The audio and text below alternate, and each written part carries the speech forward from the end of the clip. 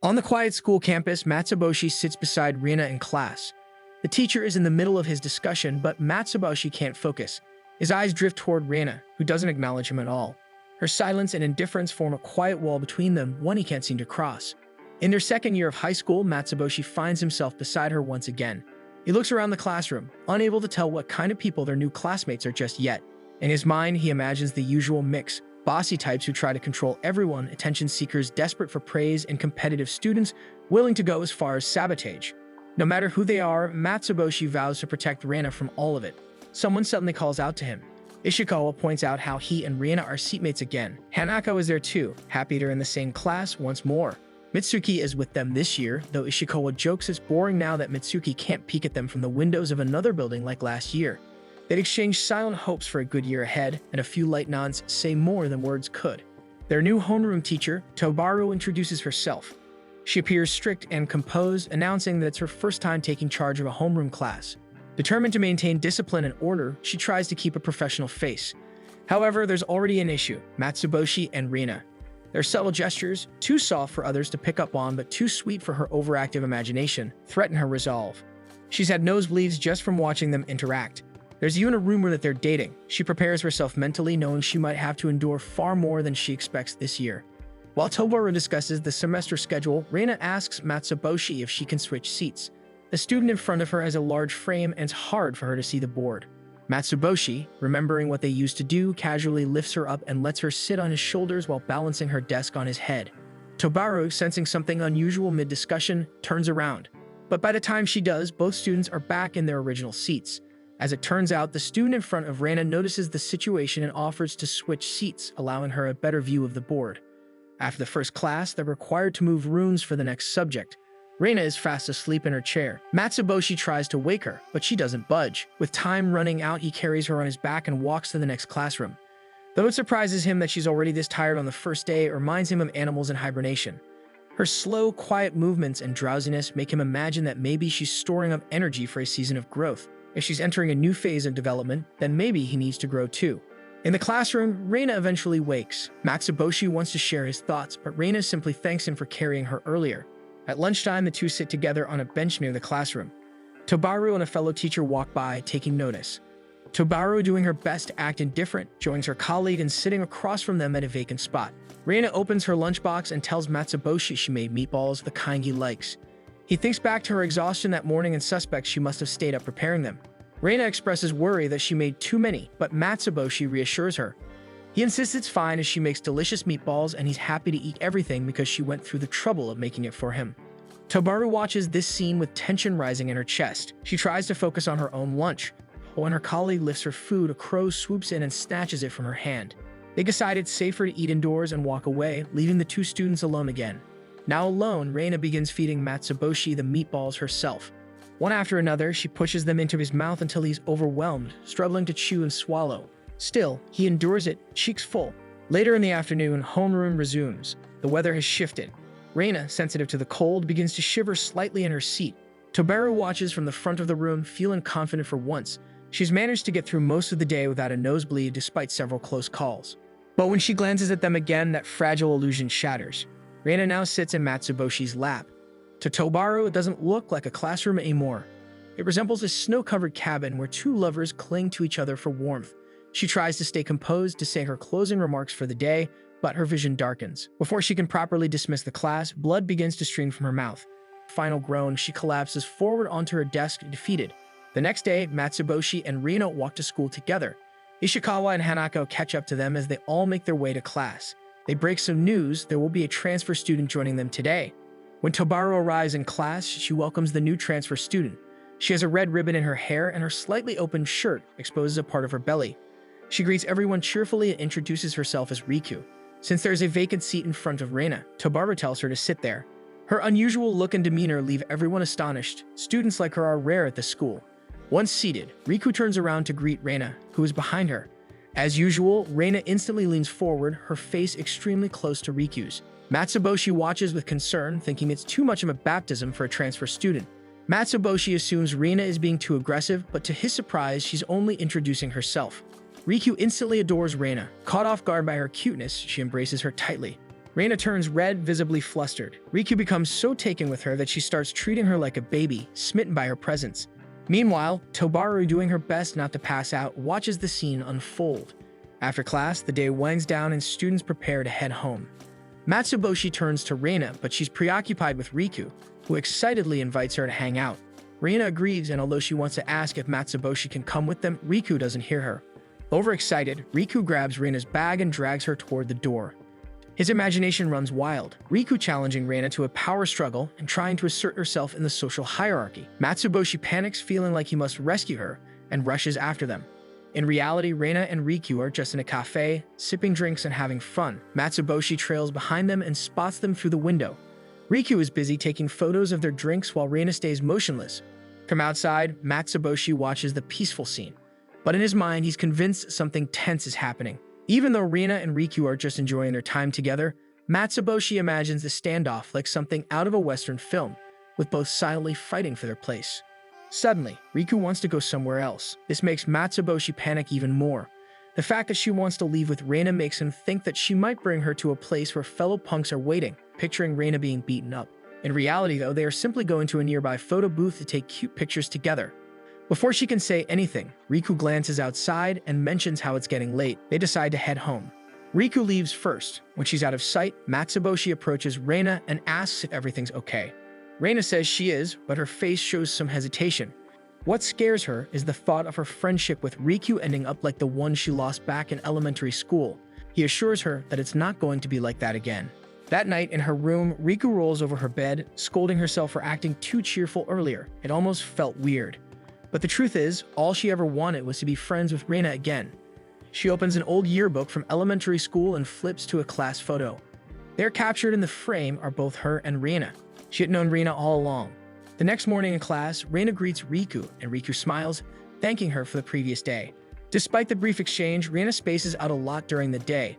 Her thoughts return to her elementary school friend, the one she got close to too quickly and eventually lost. She starts worrying that the same thing is happening again. Riku doesn't seem as lively as she was before, and the contrast is hard to ignore. Matsuboshi notices her uneasiness and quietly figures out the reason. He comforts her, saying he does not mind Reina being too close and personal with him at all. Sometimes people just have the wrong idea, so it's better to talk to her. At the end of the day, as Riku prepares to leave, Reina grabs her hand and pulls her aside. She tells Riku that since Riku took her out yesterday, today it's her turn to lead. Riku is surprised but pleased by the idea, though she tries to keep her cool. They spend the rest of the afternoon together, going to places Reina picks. They play games, eat snacks, and enjoy other things. Eventually, Riku is so full she can barely move, and they sit down to rest. It's then that Reina opens up about her past. She tells Riku about a friend she had in middle school, someone she became too close with too soon. That friend suddenly left her behind, and ever since then, she's been scared of forming close friendships. She apologizes if she did anything wrong the other day, but to her surprise, Riku interrupts. She says she should be the one apologizing. Then she tells Reina something she's been keeping to herself. They had already met once before. Back in elementary school during their first day, Riku and Reina sat beside each other.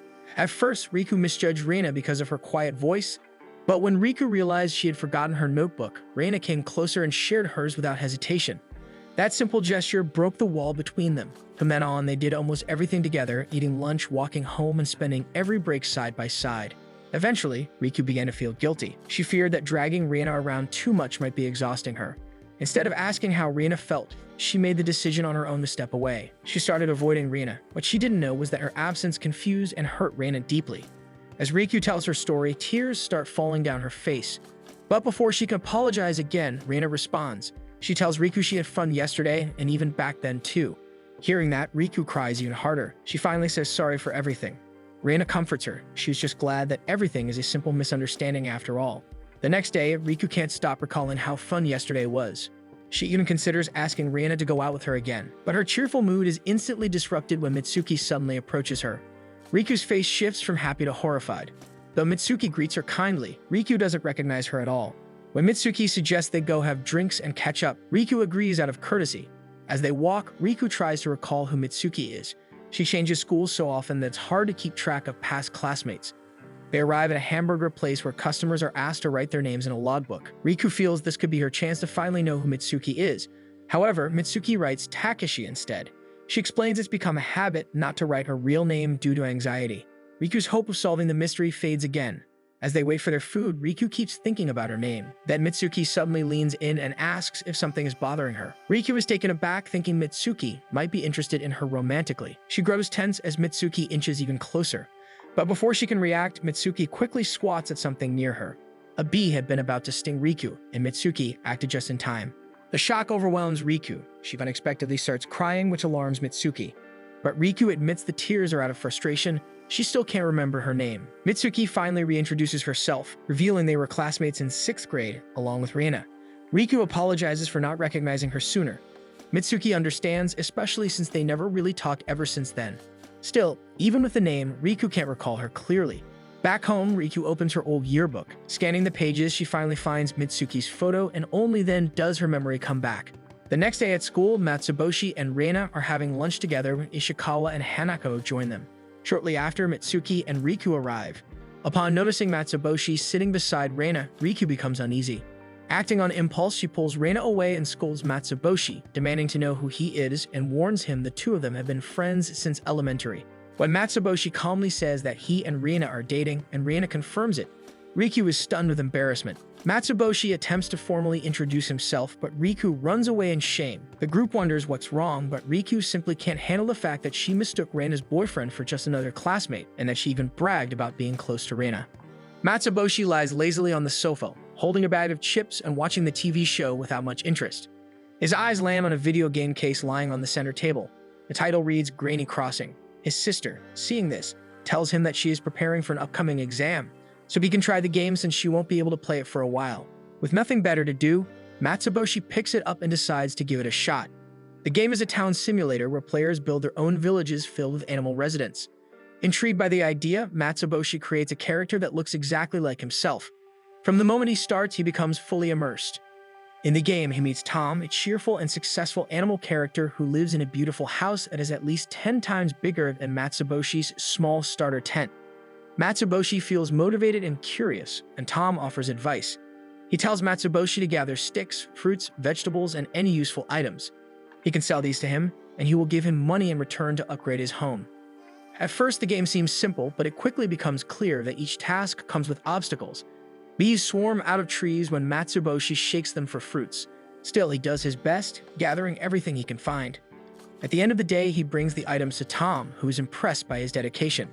Tom pays him 100 pels for each item, explaining that it's all he can afford because of the game's poor economy.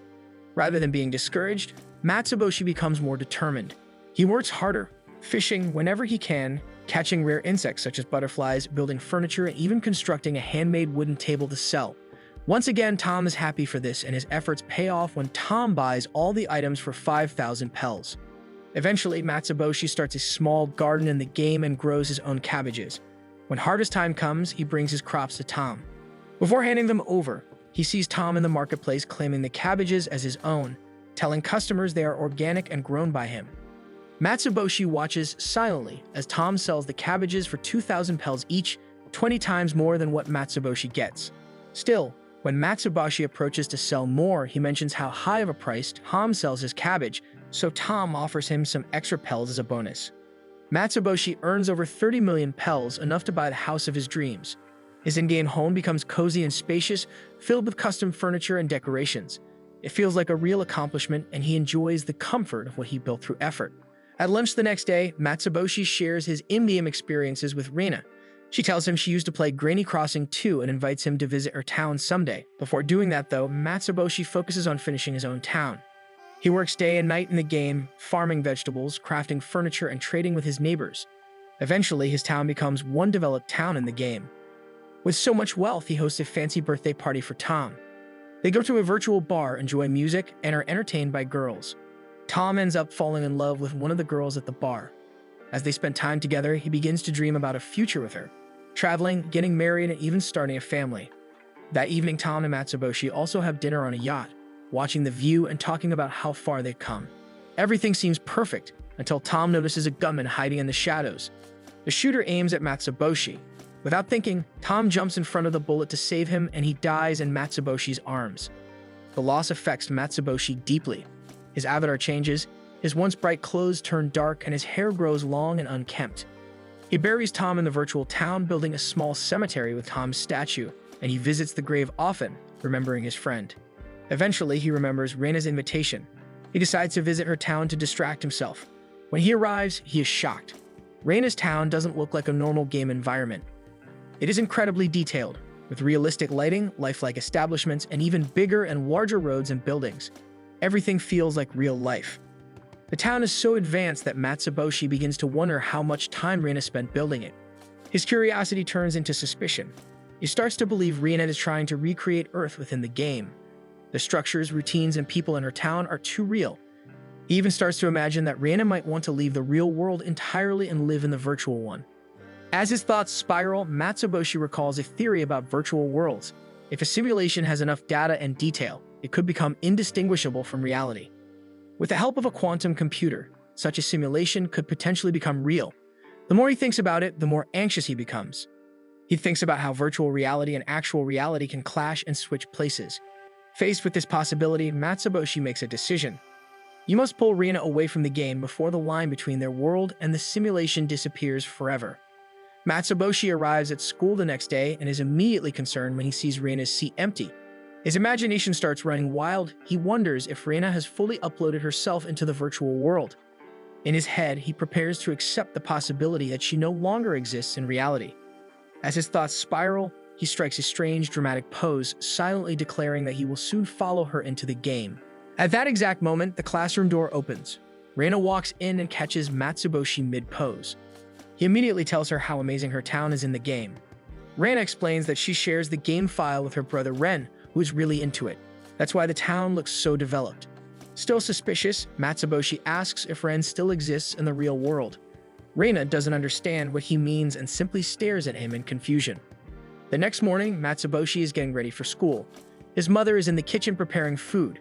Feeling thirsty, he grabs what he thinks is a glass of milk from the table and drinks it in one go. But as soon as he finishes, he realizes the taste is off. It's not milk.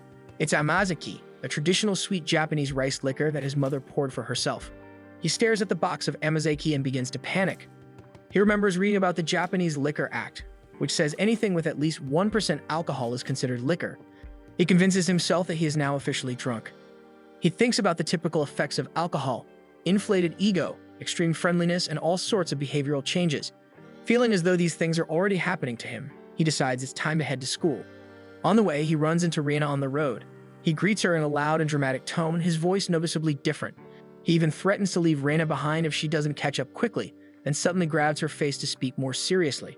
As they walk together, Matsuboshi notices how heavy Reina's school bag looks. Without hesitation, he picks up both Reina and her bag, carrying her as if she were weightless. Reina squirms in discomfort, her legs flailing, but Matsuboshi tells her to stop moving or she'll fall. Later in class, their teacher Tobaru asks everyone to open their textbooks. Reina has forgotten hers again, so Matsuboshi drags his desk right next to hers, sharing his book while sitting unusually close. Tobaru, noticing Matsuboshi's intense behavior, becomes visibly uncomfortable. Once again, overwhelmed by the stress, she spits blood and collapses at the podium. For the next period, the class has to change rooms. Riku spots Reina in the hallway and calls out to her, but Matsuboshi immediately invites Reina to walk with him instead. Reina agrees, and Riku is left standing alone. Even Mitsuki, who is hiding behind a wall, senses how strange Matsuboshi is behaving. Despite her effort to stay hidden, Matsuboshi finds her. She trembles as he approaches, but instead of doing anything odd, he simply points out a burdock root stuck in her hair. He plucks it out, puts it in his mouth like a toothpick, and then walks away, telling her to get herself together. Throughout the rest of the day, Matsuboshi continues to act unusually aggressive but extremely helpful. He lets classmates borrow his notes, feeds Reina during lunch, lends his coat when someone gets cold, protects Reina from a stray baseball, and even helps carry the teacher's things. Despite his strange and intense behavior, his classmates thank him for all this help. Still, Riku, watching him from the doorway, can't shake off the feeling that Matsuboshi is scary today. As class ends, Ren and Iru walk home together, chatting about random things from school. Suddenly, they hear someone call out to them. Ren immediately lights up at the sight of him and rushes over without hesitation, jumping on his back like everything is normal.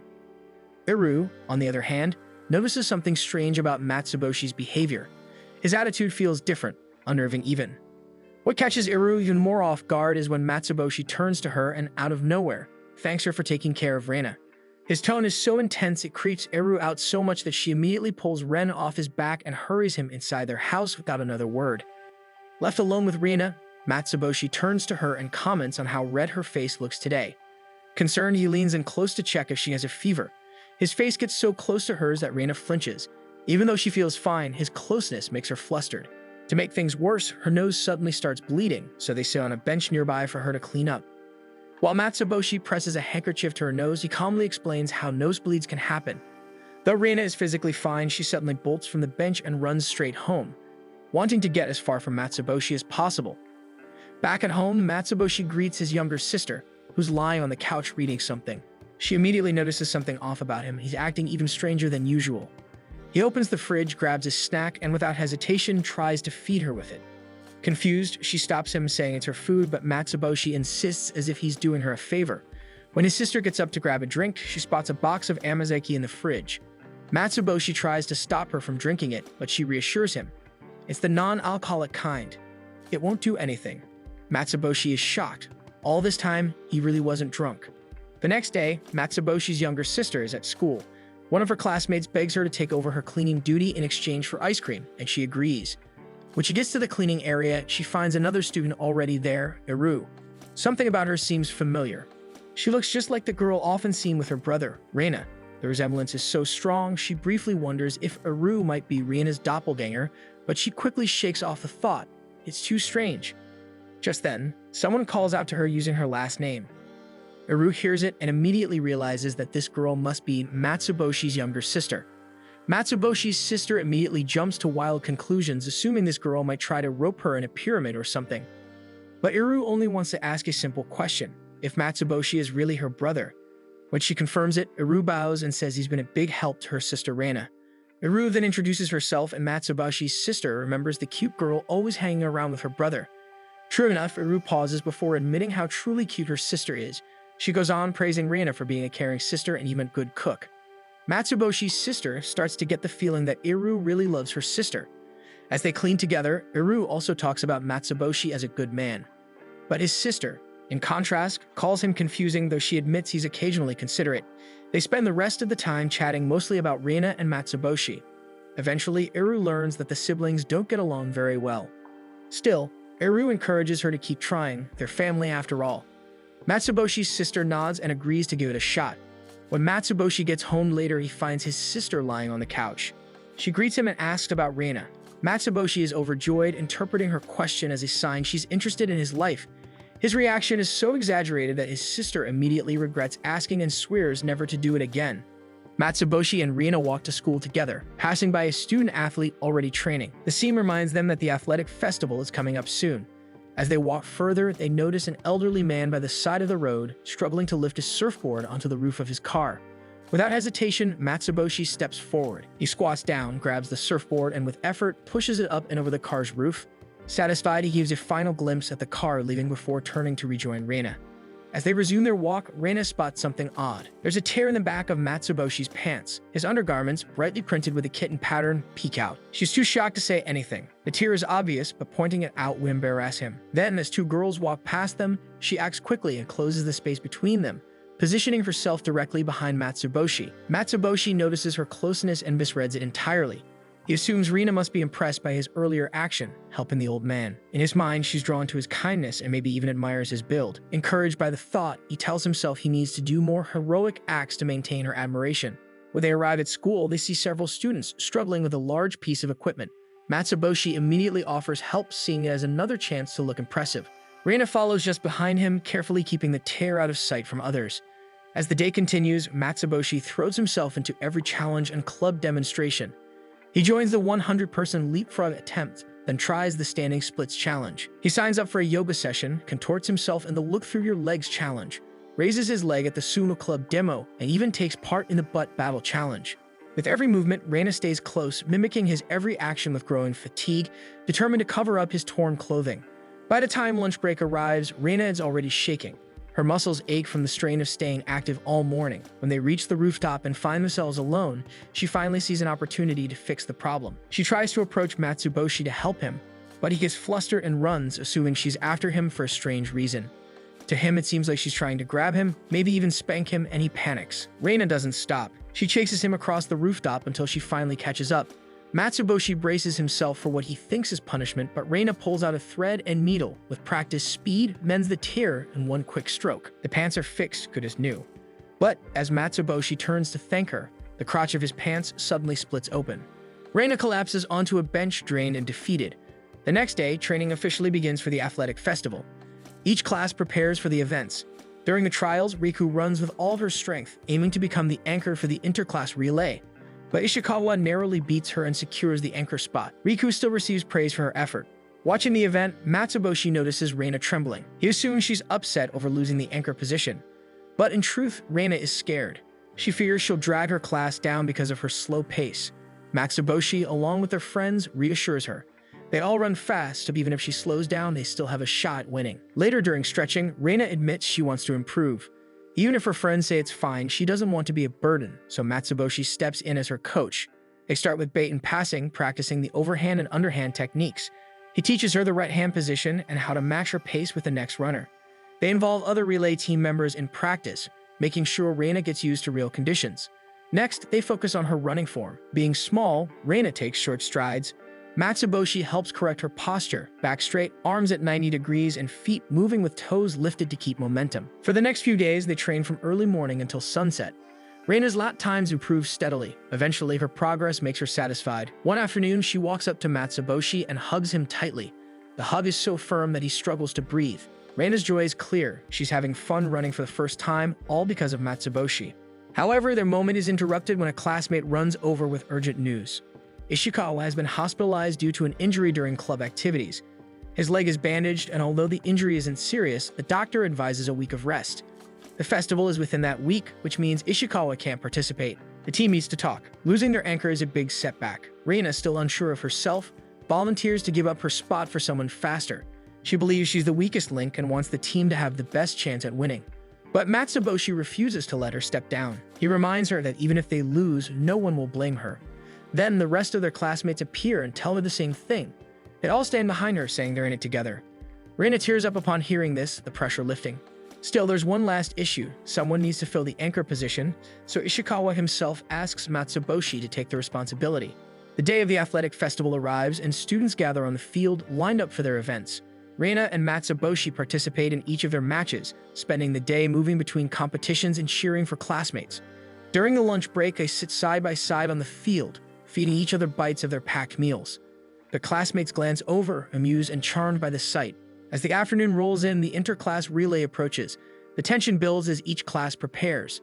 The sound of the starting gun echoes through the air, signifying the start of the race, and the first runners sprint forward. Reina and her friends sit by the sidelines, cheering while Ishikawa watches nearby. Seeing the race, you can't help but think back to the conversation they had at the hospital days before. Matsuboshi had taken over the anchor role. Because of the changes made, they need to rearrange the order of the runners to create a more strategic plan, and thinking back to how Reina struggles to keep up with the team, Matsuboshi proposes a plan. Back in the race, Riku receives the baton and charges forward. She overtakes 3 students in a row, pushing her class into 3rd place. She nears the runner in 2nd place but has no time to overtake before reaching the next runner, which is Reina. Reina grabs the baton in an underhand pass, smooth and clean as practice. Observers notice the consistency in their baton exchanges. It's clear they've trained together. Reina pushes herself forward, breathing heavily and legs moving with effort. She remembers her training, Matsuboshi's advice, the countless laps they've done together. Her form stays steady, and though she doesn't overtake anyone, she also doesn't lose ground. When she reaches the next runner and passes the baton, she slows down and slumps her head against Matsuboshi's shoulder. She's exhausted but satisfied. The next runners take off, and Mitsuki sprints with fierce determination, slowly closing the gap between her and the second runner. With her final push, she passes them, bringing their class to 2nd place, while the leading class remains far ahead as their anchor is known to be fast, almost unbeatable. Now comes the final handoff. Matsuboshi grabs the baton. He's in 2nd place, and the gap between them is wide. He takes a deep breath and runs. As he fixes his eyes on the anchor ahead, every muscle in his body moves with intent. He remembers everyone who supported him, his friends, Ishikawa, and most of all, Reina. With every stride, he gains distance. The finish line is close, but so is his opponent. For a moment, it seems like he might not make it, but in one final surge of energy, Matsuboshi leans forward, crossing the line just before the other anchor. The crowd falls silent, stunned, then cheers erupt. Reina runs up first, wrapping her arms around him, followed by their classmates who gather in celebration. Their class advisor, Thobaru, sits on one side as she is handed the championship token. She hesitates to approach. The memory of strange encounters involving Reina and Matsuboshi makes her cautious, but her colleague drags her toward the group, leaving her no time to retreat. As expected, she arrives just in time to see Matsuboshi and Reina hugging each other tightly in the middle of the crowd. A nosebleed follows immediately, and she faints on the spot. As the crowd disperses, Ishikawa stands by himself at the edge of the field. Mitsuki walks over and talks to him. He smiles slightly, praising Matsuboshi's win, though his voice carries a tone of regret. He admits feeling frustrated, injured when it mattered most, and left watching from the sidelines. He had trained harder than anyone, even continuing after hours, hoping to make a difference. To him, it feels like all of that effort led to nothing. Mitsuki quietly listens, then reminds him of how much his presence meant to everyone. She tells him how determined he looked, how inspiring it was to see him push himself. Ishikawa doesn't respond right away, but her words soften his expression, so he tells her he appreciates it. While the class celebrates their hard-earned victory, Riku stands off to the side, not quite part of the moment.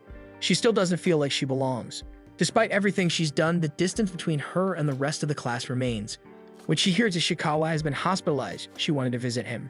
But the thought of showing up uninvited, while classmates whispering, wondering why she's there, freezes her in place. She tells herself it's better not to go.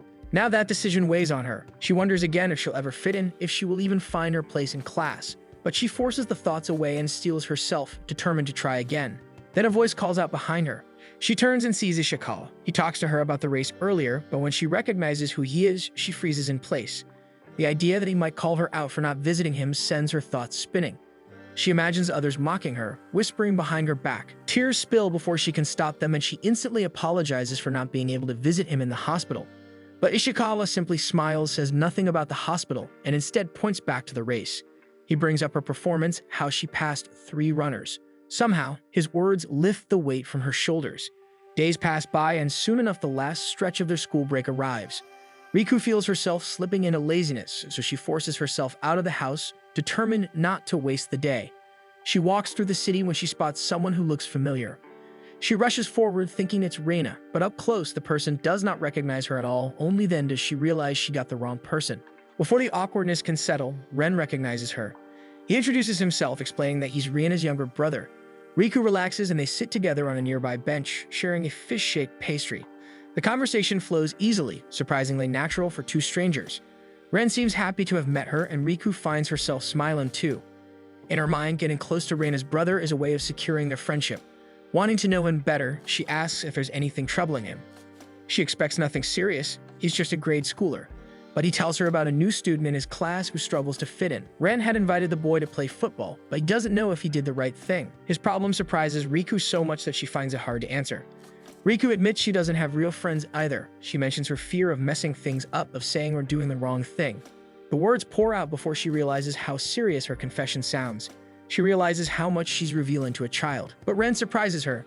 He gives her a valuable insight about friendship, and with this, she finds herself admiring him. Then a voice calls Ren's name. They both look up to see Reina. She walks over and asks what's going on. Ren explains that Riku is giving him advice. Reina thanks her, then after a pause, says she needs advice too. Riku freezes and her mind jumps to one conclusion. It must be about romantic relationships. She panics. She's never been in a relationship her whole life, so the thought of offering advice on something she knows nothing about terrifies her. Reina starts to speak again. Although she is talking about her hair, Riku is too preoccupied by her thoughts that she instantly bolts out without letting Reina finish her sentence. Reina and Ren are both confused by her strange actions, but despite that, Ren still hugs Reina and tells her how happy he is to have met Riku. On the morning of their class, Riku sits quietly in her seat when Reina and Hanako approach her. Reina notices the loose socks Riku is wearing and compliments her look, admitting that she's always wanted to try out Yao fashion. Smiling, Riku reaches into her backpack and pulls out a spare pair for Reina to try on. Reina slips them on, and her new look immediately draws attention. Classmates praise her for being adorable. Even Mitsuki notices and offers to style her hair to better match the aesthetic. When Matsuboshi walks into class, he stops in his tracks upon seeing Reina in a full gal look, quite different from her usual modest appearance. His mind begins to spiral as he tries to come up with a logical reason behind her sudden transformation. After some internal digging, he lands on the idea that Reina is embracing change for her self-growth. Convinced that this is her way of exploring a new side of herself, Matsuboshi decides he must be supportive. In his head, he vows to encourage her as part of her journey. During class, Matsuboshi realizes he forgot his printout for the lesson. Reina notices and offers hers so he can follow along.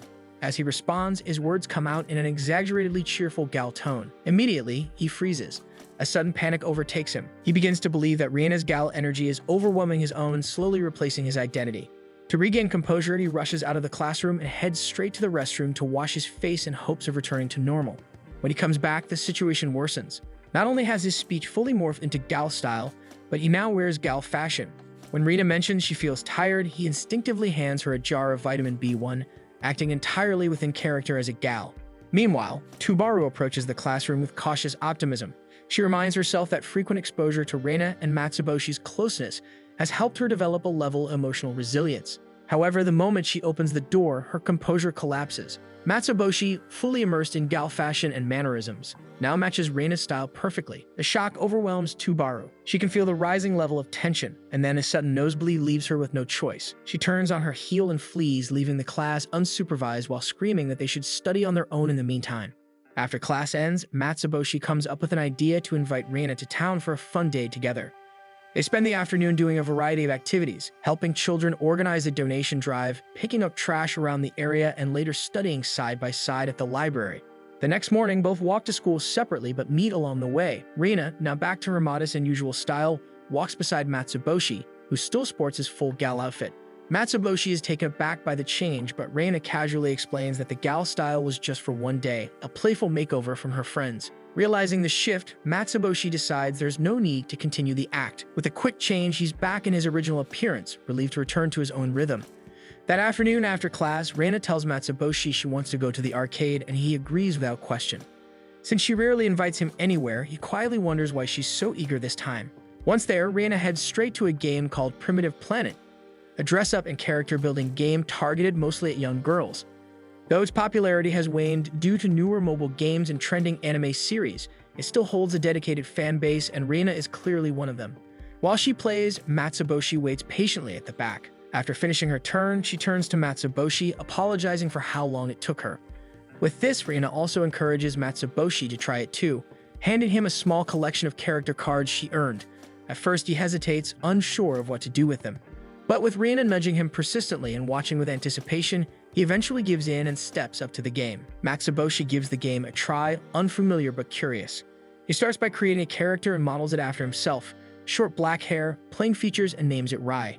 Using the outfit card Reina gave him, he dresses Rai in an adorable ensemble that surprises even him with how cute it looks. As the game transitions to a rhythm segment, Rai begins dancing on screen upbeat music, prompting both Matsuboshi and Reina to watch with amusement and focus. By the end of the round, they rack up 1,500 points. A new card drops from the machine, Matsuboshi's very first prize, an outfit he can use for Rai. With that small win, he finds himself unexpectedly drawn in by the game's charm. As they wrap up, Futaba appears nearby. Reina casually brings up the game, but Futaba brushes it off, acting uninterested. However, when some friends spot Reina and Matsuboshi playing and decide to try it themselves, admiration begins to swirl around Reina. Jealous of the attention Reina receives and curious to spike herself, Futaba lingers. The growing interest from others nudges her pride, and slowly she starts considering giving the game a shot too. Later that night, Matsuboshi sits alone in his dimly lit room, hunched over at his desk. He seems to be busy with something, scribbling and writing with focus. The next day, they return to the arcade, eager to play the game again. This time, Matsuboshi comes fully prepared, carrying a notebook packed with carefully planned outfits for Rai. He selects each piece with precision, and as Ri appears on screen dressed according to his designs, Matsuboshi beams with pride. His vision is becoming reality. He's been studying the game relentlessly, poring over the game's magazines, watching related series, and even streaming live shows just to improve his game performance. He becomes so drawn to the game that even his funds start running low because of it. But when they arrive at the arcade the following day, something is wrong. The game cabinet is missing. A janitress informs them that the machine was removed yesterday due to the game being out of service. Matsuboshi freezes, his face drained of color. The game, which had become a daily joy and escape, is gone. The sudden loss hits him hard. His connection to Rai, the character he had nurtured and styled with such care, is abruptly severed. He stands silently in front of the empty space, processing the reality that he may never see her again. The next day, Matsuboshi looks unusually down in class, his energy nowhere to be found. Seeing this, Reina invites him to the arcade again. At first, Matsuboshi refuses, afraid that going back would only make him feel worse. But Reina insists and eventually drags him along to the arcade. When they arrive, they find a brand new machine installed, Prigachi, the updated version of Primitive Planet. While the game sparks some curiosity in Matsuboshi, he holds himself back, afraid that getting attached again will only leave him heartbroken. In the following days, Matsuboshi finds himself thinking about Rai more often. Her image stays in his mind and it begins to weigh heavily on him. Reina, perceptive as ever, notices the shift in his mood and asks if he's alright as they walk home together. Seeing her concern, Matsuboshi decides it's time to move forward. Above all, he does not want Reina to worry about him. So he decides to give Prigachi a try so he can finally recover from the pain that Prikla left. They head straight to the arcade and begin playing Prigachi. Matsuboshi creates a new character who closely resembles Rai and he names it Ito. As the game loads, he immediately notices the improved graphics and smoother animation, making the experience feel more immersive and enjoyable than before. Just like before, Reina hands him a card she picked out and Matsuboshi uses it to dress Ito in his stylish outfit. Together, they play the game with great dedication like before. Soon, a group of kids gathers around Reina, eagerly trading outfit cards, and Matsuboshi realizes how beloved the game truly is. While he enjoys Prigachi, he knows he'll never forget Rai. Still, just like before, he becomes quickly attached. He installs the mobile app version, begins watching the anime series, buys character figures, and collects every magazine issue related to the game. Together, he and Reina religiously devote their time and energy to the world of Prigachi. They seem to enjoy Prigachi more than Pripla, but when they return to the arcade for another game day, they are stunned to find Pripla back in service. Matsuboshi freezes as memories of Rai come flooding back. Just as he reaches to play, he imagines Ito tugging at his arm, urging him not to look back, while Rai pulls his other hand, silently pleading for him to stay. Torn between the two, Matsuboshi trembles in distress, unable to choose. In the end, he decides that he will not let go of any of them. However, his wallet tells him otherwise. It has no coins left at all. Left with no choice, Matsuboshi says goodbye to both Rai and Ito, walking home in silence, tears falling as the weight of farewell sinks in. The next day, Matsuboshi notices how Reina is absorbed in her notes even during break time. Curiously, he looks over her shoulder and sees that she's writing song lyrics, which makes him wonder if Reina wants to be an idol. His mind quickly drifts to thoughts of Rai and Ito, and for a moment, he considers supporting Reina's dreams. But then he recalls how his tendency to get ahead of himself often leads to misunderstandings. So this time, he decides to stay calm and not jump to conclusions. As time passes, Reina's interests shift again, and he sees her sewing clothes. Matsuboshi's mind races. Maybe she's making her own idol costume, as newbies often do. He fights the urge to assume anything too quickly, reminding himself to observe before making any rash judgments. Although his classmates mention a music assignment, Matsuboshi still fixates on Reina playing the flute. He convinces himself she's aiming to become a singer-songwriter, writing her own lyrics and composing with instruments. The real issue is that Matsuboshi sees idols in everything, and every little detail about Reina seems to fuel that idea. During lunch, he struggles to keep his thoughts to himself, resisting the urge to talk about his idol theory. But even as he eats, his mind drifts to the thought of Reina being a famous idol in the future. No matter how hard he tries, he can't stop imagining her future fame.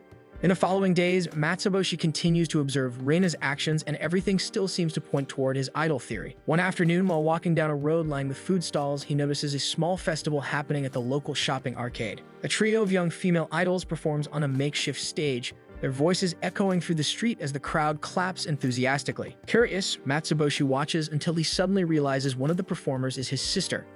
Backstage, the three girls chat about their performance when Matsuboshi approaches. His sister is visibly embarrassed to be caught, but he doesn't make a big deal of it. As it turns out, she had been invited by her friends to perform for the local neighborhood association. Just as Matsuboshi is about to lead the festival, Reina appears behind him, dressed in a striking idol outfit that matches Iru and Ren. His theory turns out to be true. Reina was preparing to be an idol. She was the one who wrote their songs and even designed their costumes, confirming that Matsuboshi had been right all along. Reina tries to explain that it was all Ren's idea, but Matsuboshi can see she's just shy about showing this side of herself. He gently reassures her, acknowledging how much confidence she's gained. They exchange a quiet fist bump as Matsuboshi wishes her good luck before she heads off for her performance. As Reina and her group run toward the stage, Matsuboshi quietly tells himself that maybe he should start having more confidence in his intuition. The music begins and the performance takes off, each move synchronized, each step delivered with practiced grace. Their choreography flows naturally, showing just how much effort they've poured into mastering every beat. With infectious energy and charm, the group ends their routine with a perfectly timed, adorable pose. The next day, the two of them are heading to school again. Matsuboshi sees Reina walking ahead, so he catches up to her. When she turns to face him, her face is covered by a mask. Matsuboshi instantly assumes Reina must have become an idol sensation because of their performance and is now hiding herself from the eyes of the public. His imagination takes over again. He envisions Reina having millions of fans worldwide, trending on social media and appearing in tabloids. He walks beside her, believing she is now out of his league. However, the truth is simpler. Reina wears the mask because her throat hurts from all the singing, but she remarks she will never sing again. In class, Ishikawa proposes a fun activity for his friends, going to the beach during summer vacation. Coincidentally, Matsuboshi has been thinking about the same thing. However, Reina doesn't seem thrilled by the idea, as she starts to shake and tremble just from hearing about it. Despite her unease, she agrees to go. The group begins chatting about their beach plans, imagining barbecues by the shore and enjoying the summer sun. Riku overhears the conversation but pretends not to care. Still, when Ishikawa personally calls and invites her to join, her attitude shifts completely. She lights up with excitement and quickly agrees to go with them. Matsuboshi wonders which beach they will go to, and Ishikawa comes prepared with a flyer for a new beach destination offering promos to help cut down on costs. The island is accessible only by boat, so they will travel there during the day and return on the last boat in the evening. While everyone listens to the details, Riku doesn't seem to care about the specifics. Her eyes well up with tears from the overwhelming joy of being included. But that's not all. The island also features a power spot known for its breathtaking view of the sun rising and setting over the sea. According to local lore, couples who witness the sun touch the horizon together will stay together forever. Reina, who had seemed hesitant at first, suddenly shows signs of excitement. Her friends notice the change in her expression. Matsuboshi, watching her closely, thinks she must be really looking forward to this trip. His imagination starts to drift again. In his mind, Reina becomes the reincarnation of Robinson Crusoe, an island dweller navigating survival with calm determination. He pictures her surviving the wilds with limited resources. Matsuboshi instantly buys the idea and says he needs to purchase a swimsuit for the outing. With that, the group comes to a realization. None of them have decent swimsuits, so they decide to go shopping together at a nearby shopping center. At the store, Hanako excitedly picks out a swimsuit she thinks would suit Reina and hands it to her. Reina hesitates, staring at it uncertainly. She's never worn a swimsuit before. Hanako notices her unease but gently assures her that it's fine, reminding her that it's just for one day. So Reina agrees to try it on. Meanwhile, Riku and Mitsuki exchange swimsuit suggestions, each trying to find the perfect one for the other. As they shop, Riku expresses her gratitude. She's always dreamed of doing things like this and feels happy to be included in their plans. Eventually, Riku and Mitsuki try on the swimsuits they picked for each other. Hanako, watching nearby, stands in awe, impressed by how well the outfits suit them. Not long after, Reina steps out of the dressing room in the swimsuit Hanako suggested, looking unexpectedly adorable. Hanako lights up, quickly pulling out her phone to take a photo of her. Reina confidently poses, but when Hanako mentions possibly sending the photo to Matsuboshi, Reina's cheerful expression vanishes in a flash. While the girls enjoy a fun day shopping, Ishikawa and Matsuboshi sit in a cafe, scrolling through their phones. With limited options for guys, they resort to online shopping. Matsuboshi shows Ishikawa a full-body diving wetsuit he's considering, and Ishikawa bursts into laughter at the sight of it. Suddenly, Matsuboshi gets a message from Hanako saying she's sending a photo of Reina in a swimsuit. Curious, he looks over, but the photo turns out to be just a close-up of Reina's face. As it turns out, when Reina heard Hanako's plan to send her photo to Matsuboshi, she got embarrassed and refused to take a proper picture. All the photos Hanako managed to send are either too close or too far to see clearly. Reina later admits that she's too shy to show herself to Matsuboshi like that and wants to save the look for when they're actually at the beach. Hanako thinks her reasons make sense, so she quickly apologizes. Though Reina appreciates Hanako's help, she can't shake off her fear of change, afraid that becoming someone different might also change how Matsuboshi sees her. Hanako, with a calm smile, tells her that change isn't something to be afraid of. After all, she and Matsuboshi have already changed in many ways since they met, and those changes are what brought them closer.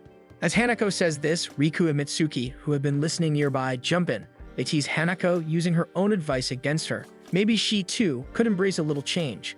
The day of their outing arrives, and the friends ride the boat toward the island. As it approaches the isolated land in the middle of the blue seas, they watch with growing excitement, anticipating the memories they'll create together. Meanwhile, at home, Ren wonders why Reina isn't around. Erov, sitting nearby, casually tells him that she went out with Matsuboshi. Ren's smile fades. He wishes he had gone too. Era notices and gently comforts him, saying they went with their classmates. To cheer him up, she decides to play with him instead. Era displays a composed demeanor, but beneath the surface, her mind spins with restless thoughts. She starts to strategize. If anything goes wrong, she'll ride a helicopter to retrieve Reina, or better yet, a charter boat. She even considers checking the island's layout and safety details, just in case. But her spiraling thoughts are interrupted when Ren calls out, asking her to watch a movie. They sit together and play the film, but it turns out to be strange, about a cult or ancient tribe that captures a woman and forces her into marriage, crowning her as their queen. As the scenes unfold, Eru's thoughts spiral once again. She pictures Rina in a similar situation, wrapped in ceremonial robes, trapped, held against her will like in ancient times. The idea unsettles her deeply. On the contrary, Rina is actually having fun. At the beach, the group enjoys the sunny day. The girls are in swimsuits, Matsuboshi wears a single undergarment, and Ishikawa is in a shirt and shorts. As the girls approach, Matsuboshi can't help but stare in awe. Rina stands there in her swimsuit, a flower tucked into her bunned hair. Though Rina thinks she looks weird, Matsuboshi doesn't think so at all. To him, she looks cute, really cute. Rina blushes at his gaze, and their friends immediately notice, teasing Matsuboshi as he tries to brush it off. Hanako, in her bright swimsuit, also catches Ishikawa's attention, and he compliments her look. Since they need to catch the last boat that day, they decide to make the most of their time and have fun. They go swimming, play volleyball, have races, and enjoy various games. Hanako builds a sandcastle, but when she turns to Reina, she's shocked to see an enormous structure, big enough to fit Matsuboshi inside. They grill barbecue like they planned, but the meat is tough and unappetizing, clearly the result of a cheap cut. While looking out at the ocean, Riku reflects on everything that's happening. She's on a beach, eating barbecue with a co-ed group. She can't help but admit to herself that she's having fun. That afternoon, the sky turned cloudy, hiding the sunset they had all been looking forward to. Reina, especially, feels disheartened, but Matsuboshi steps forward and reminds everyone that what truly matters is the fun they had throughout the day. The group nods in agreement, their spirits lifting a little. Suddenly, Ishikawa's phone buzzes with an alarm. It's time for their boat ride home.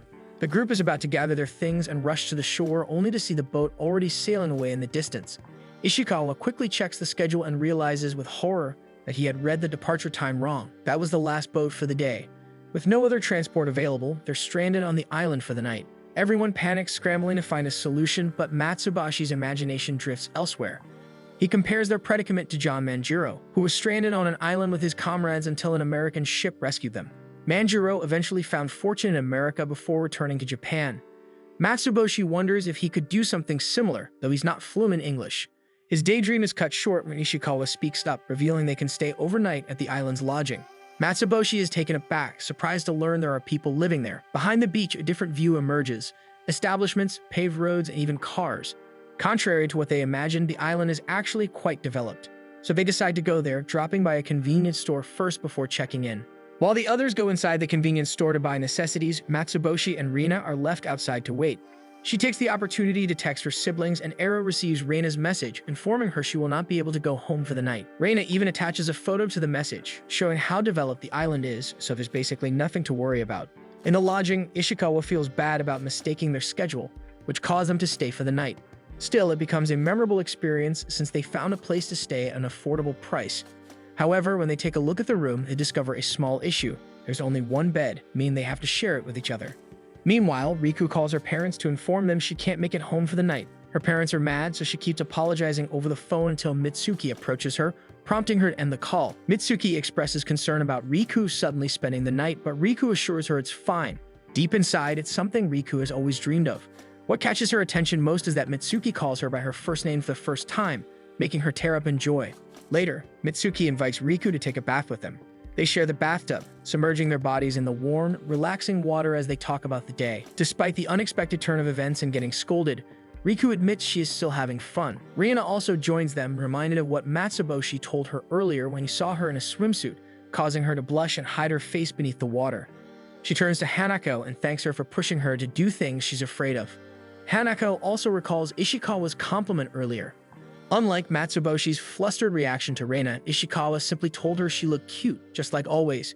It makes her feel like nothing's changed. Though his words are kind, they feel routine, as if she's still the same girl she's always been in his eyes. Meanwhile, back home, Eru and Ren are also sharing a bath. Ren brings up Eru's earlier plan of flying a helicopter to rescue Reina from the island. But this time, she says, things are different. Reina is growing up, and Eru realizes she can't hover over her forever. She needs to give Reina space to experience things on her own. She gently tells Ren that he should learn to do the same, like taking his own bath. Still, both of them admit the house feels larger and quieter without Reina. In the lodge, Ishikawa and Matsuboshi share a bed. Ishikawa keeps apologizing for the mistake he made, but Matsuboshi reassures him that it's fine. It's not the first time they had to sleep beside each other anyways, recalling their camping trips. They continue chatting until they both drift off to sleep. Meanwhile, the girls are in a separate room with two connecting beds. They sleep soundly, but Reina wakes up early in the morning, still dark outside. Checking her phone for the time, she sees a message from Matsuboshi. Matsuboshi stands at the edge of a cliff, alone when Reina calls out to him from behind. She wonders why he wanted them to meet there. He gestures toward a breathtaking view, the sun rising from beneath the sea, slowly ascending into the sky. Reina is mesmerized by the sight, too stunned to speak. The moment is serene as they watch the sun touch the water. Though they missed the sunset the previous day, the sunrise feels just as magical. As the two continue to watch the view, Reina grabs Matsuboshi's arm and asks if they will always be like this in the future. Matsuboshi reassures her that even if they change, they will always be together. Reina is satisfied with his answer, feeling a sense of peace. Morning arrives and they are lining up to board the boat and leave the island. Riku, uneasy, worries that her mom is still angry, but the others share a feeling of sadness that their time together is ending. They had such a great time, and they seem to want more. Just as they're about to leave, Ishikawa comes up with a bold idea. Why not enjoy the beach once more, but only until the last boat leaves? Matsuboshi, without hesitation, reveals his swimwear and agrees with him. Soon, the rest follows suit, and they all race back to the beach. Riku, still anxious about her mom's reaction, has no choice but to join them for another round of fun, despite her concerns. Futaba runs to the playground right after class, hoping to find Atsushi. She expects him to still be playing there. But when she spots him, her steps slow. Atsushi is laughing, playing catch with someone else. Futaba freezes. The sight shocks her. She doesn't want anyone else touching Atsushi like that. She quickly calls out to them. Atsushi turns and smiles, introducing the girl as Riku. He says everyone calls her Lady Skanda because she's super fast and really cool. His friends nod in agreement. Atsushi starts to say more, but Futaba cuts him off. Instead, she challenges Riku to a game of cops and robber. She wants to see how fast Riku really is. Riku agrees right away, confident. The game begins, and Riku dashes after Futaba, who proves to be just as quick and agile. They sprint across the playground, weaving between slides and climbing bars. Their chase goes on and on while Atsushi and the other kids watch nearby. By the end of the game, both Riku and Futaba are out of breath. Riku turns to her with a smile, impressed. She admits Futaba is fast, then sits up and offers her hand as a proper introduction. Futaba hesitates at first, unsure, but then reaches out and shakes Riku's hand. Her smile returns, bright and cheerful, as she tells Riku her name. At that moment, Reina and Matsuboshi arrive together and are surprised to see Riku playing with the kids. The children rush over to them, excitedly asking Reina to join the game. Reina agrees, letting herself be pulled into the fun. Reina also insists Riku should play too. Riku nods, pleased by the invitation, and joins the group once more. Together, they all begin another round of cops and robbers across the playground. During the game, Riku catches Atsushi by the neck again. Everyone laughs, but Futaba's heart sinks. Deep down, Futaba still sees Riku as a rival. The next day feels like any other. After class, Futaba rushes to the playground, eager to see Atsushi. But as she arrives, she sees him sitting on a bench, playing closely with someone she mistakes for Reina. Her heart sinks. She thinks Reina is trying to charm Atsushi again. Fuming, Futaba stomps her way toward them, ready to speak up. But when she gets closer, she realizes it isn't Reina at all. It's someone else. Ren smiles warmly and tells her he's glad they're friends with his sister. That's when Futaba learns the truth. Reina is Ren's sister. Atsushi laughs and explains that they call Ren Secret King Aha, while Reina is King Aha. Ren is like a different side of her. He's also really good at card games and often helps the kids with them, making him just as fun to have around. Meeting Futaba, Ren is excited to have her as a new friend and invites her to play with them. Though not as eager, Futaba agrees and joins in. Right away, she feels drawn to Ren's charm, but she refuses to let her guard down. She still suspects he's trying to win over Atsushi, and she doesn't like that idea. Together, they all run around the playground laughing and chasing each other in a new game. As the game goes on, Futaba finds herself growing more comfortable around Ren despite her doubts. By the end of the game, everyone drops to the ground, out of breath and tired from all the running. Just then, Reina and Matsuboshi arrive. Ren happily tells them he's been playing with the kids. Reina smiles and thanks the group for being kind to her younger brother. Futaba is shocked to learn that Ren is actually a boy. Suddenly, everything changes. It means he can freely play with Atsushi, and she has nothing to worry about. Relieved but unsure, she watches as Ren hugs both her and Atsushi tightly. Then he holds Atsushi's hand and says they should play again soon. That instantly wipes the smile off Futaba's face. In her mind, they're still enemies after all. The next day, the kids arrive at the playground and are greeted by a familiar dog, Reina's pet. Excited, they run over to pet and play with it, expecting Reina to be nearby. But instead of her, someone else appears. It's Ero, walking the dog alone. The kids pause, confused. They wonder why Reina suddenly feels like a completely different person. To figure out what's going on, the kids gather behind the bench to whisper and discuss. Ero tries to introduce herself, but they completely ignore her. Nothing can interrupt their meeting. Thinking she's Reina in her true form, they kneel before her with serious faces, calling her True King Aha. They believe this intense version must be Riena's real identity. Eru watches, puzzled, but then remembers Reina once mentioned some grade schoolers. Eru is about to leave with the dog when Atsushi suddenly calls out, asking her to teach them skateboarding since Reina is known to be an expert. Eru hesitates, but thinking it would reflect badly on Reina if she refuses, she accepts the challenge and agrees to teach them for a bit. Soon after, Eru returns wearing full protective gear, looking ready and confident. But the moment she steps onto the skateboard, she falls straight to the ground. Still, she tries her best to explain the basics to the kids. No matter how hard she tries, she keeps slipping and falling, so she comes up with an excuse to end it. Promising to continue the training tomorrow, she then hurries away. Back at home, Eru practices skateboarding, but no matter how hard she tries, she keeps falling. Doubts flood her mind. She wonders if she'll ever be able to replace Reina. Just in time, Reina steps out the door and catches her. Seeing her struggle, Reina offers to help. To save Reina's reputation with the kids, Eru gratefully accepts the help. Ren, hearing this, joins in too. They start from the basics and Eru struggles to find her balance. Even Ren is better at it than she is. But Eru refuses to give up. Slowly, she begins to improve until she finally masters the skill. The next morning, Eru teaches the neighborhood kids how to skate, but as soon as she finishes, they eagerly ask her to teach them something new, Cat's Cradle. Futaba walks toward the playground, excited. She overhears the boys talking about trying Cat's Cradle today, and she's determined to join them, even planning to show off her skills to impress them. But when she arrives, she's surprised to find someone already teaching them how to play. To her shock, it's Eru, whom she mistakenly thought was Reina. She calls out to her and Eru responds, but the moment Futaba takes a closer look, she instantly realizes it's not Reina at all. Eru invites her to join the game. Though Futaba is hesitant at first, she watches Eru demonstrate the technique. But then she runs off, telling them she can do it herself. Futaba struggles with the cat's cradle techniques, feeling hopeless as she sits on a nearby bench. Eru approaches and sits down in front of her, offering to teach her the right way. Futaba tries to resist, but she eventually gives in. Eru guides her, explaining each step. After a few tries, Futaba finally gets it right. Encouraged by her success, Eru suggests they move on to more complex techniques. Futaba agrees, and the two spend the rest of the day practicing different cat's cradle tricks. The next day, Futaba walks to the playground as usual, quietly hoping to see Eru again. Sure enough, she spots her sitting on a bench practicing cat's cradle with a book of techniques beside her. Futaba sits next to her. She knows Eru isn't Reina, and she wants to know her real name. Eru hesitates, thinking Futaba might be disappointed because she can't live up to her sister. But Futaba sees it differently. She believes they're two different people, and there's no need to compare. Feeling reassured, Eru introduces herself properly. Futaba returns the gesture warmly, and from that moment, they begin a new friendship. Soon, the kids ask Eru to teach them how to jump rope, and she agrees. But moments later, they all end up tangled in the very rope they're supposed to be jumping with. When Futaba sees Eru and Atsushi wrapped up together in the same rope, her eyes flash with irritation. The next morning, Eru and Ren wake up to find breakfast already prepared. Their lunches are packed neatly, ready for school, and their uniforms are laid out too. Reina calmly waits for them at the table. Eru tries to stop her from doing too much, but Reina still walks over with a comb and begins fixing Eru's messy hair. As Eru and Ren walk to school together, they talk about how good of a sister Reina is.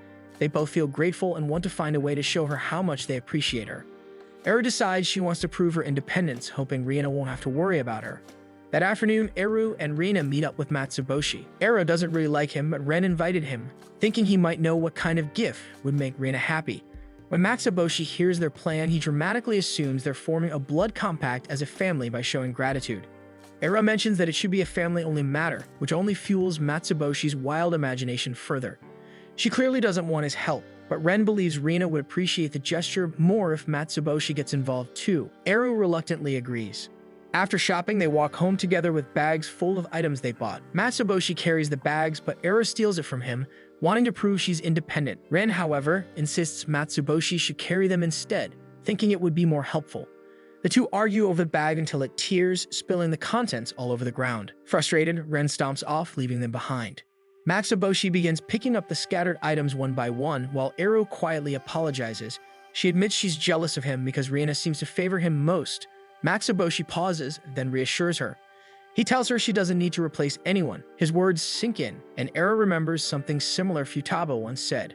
Arriving home, Reina waits in front of the house, puzzled as to why Ren isn't with them. When Eru realizes Ren hasn't returned yet, panic quickly sets in. A wave of guilt washes over her, thinking Ren ran away because of their argument. At the same time, Riku happens to spot Ren walking alone along the street. It's getting late, and she finds it odd for him to be out at this hour. Thinking he might have run away from home, Riku decides she should bring him back. It would surely win Rina's trust. But approaching him suddenly could seem creepy or suspicious, so she decides to keep a close distance instead. Quietly, she follows him from behind, unsure of what to do next. Sensing someone is following him, Ren turns around and spots Riku. With no other option, Riku reveals herself. The moment Ren sees her, he bursts into tears. Gently, Riku leads him to a nearby cafe so they can talk. Ren explains everything that happened. Riku listens, unsure of what to say. She admits she always thought Ren was Rina's only sibling. This makes Ren pause. Could it be that Eru just wanted to spend time with Ren alone? Riku encourages him to apologize and make things right. Her words bring relief to Ren, who smiles and gives her a tight hug in thanks. Feeling lighter, Ren grabs the bag of goods and dashes out of the cafe, eager to head home and fix everything. Riku watches him go, quietly rooting for him. Ren walks toward their house and night has already fallen by the time he gets close. As he approaches, he sees Eru standing outside, clearly waiting for him. Without hesitation, he runs to her and wraps her in a warm, tearful hug. He apologizes, crying with relief and joy. Through the conversation, they realize that everything they've done stems from the same place, their love and devotion to Reina, the sister they both treasure. Unbeknownst to them, Reina and Matsuboshi quietly watch from nearby, admiring the heartfelt view.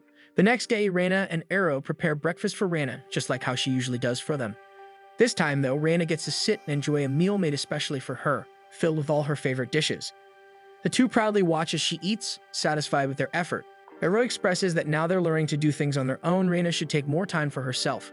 Still, Eru admits she has a lot of growing up to do and may need Reina's help sometimes, but she hopes Reina can rely on them too. Smiling, she presents the lunch she packed for Reina. Touched, Reina hugs both her siblings tightly. Meanwhile, a small pudding is placed in front of Eru. At first, she's puzzled by it, until Ren explains it's a thank you gift for her as well. She is also his big sister. Eru, moved by his gesture, pulls Ren into a warm hug and they both laugh. That morning, Tubaru announces the details of their upcoming class trip. Each student will form a group of 5 to plan their activities together. Excitement stirs in the room, and Matsuboshi can't help but look forward to it. His eyes wander to Reina, who's visibly ecstatic. Watching her smile, he realizes she probably sees this school trip as a rare escape from both academics and home responsibilities. Meanwhile, Riku grows anxious. It's the first time they have to form their own groups, and she knows she hasn't been in class long. Though she's grown close to a few classmates, the idea still rattles her.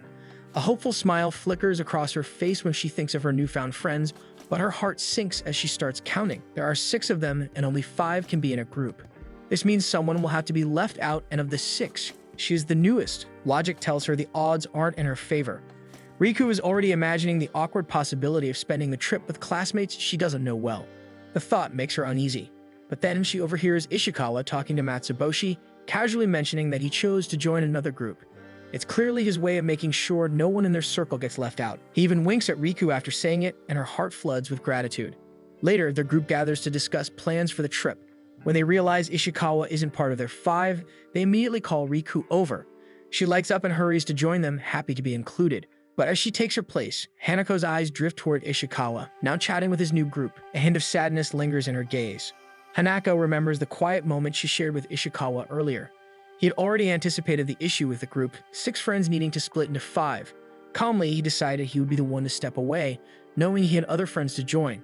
He made it seem casual, but Hanako noticed how Ishikawa tended to joke when something weighed on him.